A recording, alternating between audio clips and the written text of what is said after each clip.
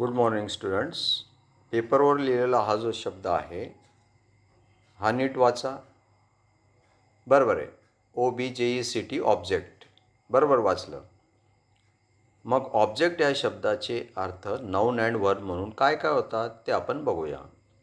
शब्द एकच आहे परंतु त्याचे तीन अर्थ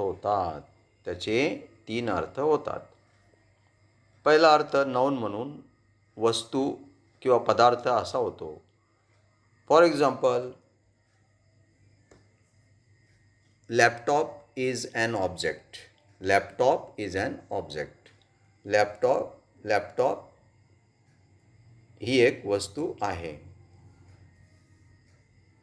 आता परत नाऊन म्हणून ऑब्जेक्ट शब्दाचा आपण अर्थ बघूया. I read a book. मी पुस्तक वाचतो. काय वाचतो? A book. पुस्तक वाचतो.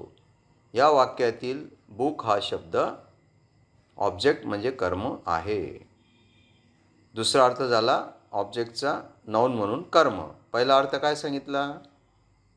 वस्तू किंवा पदार्थ. आता तिसरा अर्थ वर्ब म्हणजे क्रियापद म्हणून काय होतो? आय ऑब्जेक्ट व्हॉट यू से. तुम्ही जे सांगतात त्याबद्दल मी आक्षेप घेतो. माझा आक्षेप आहे. माझा नकार आहे.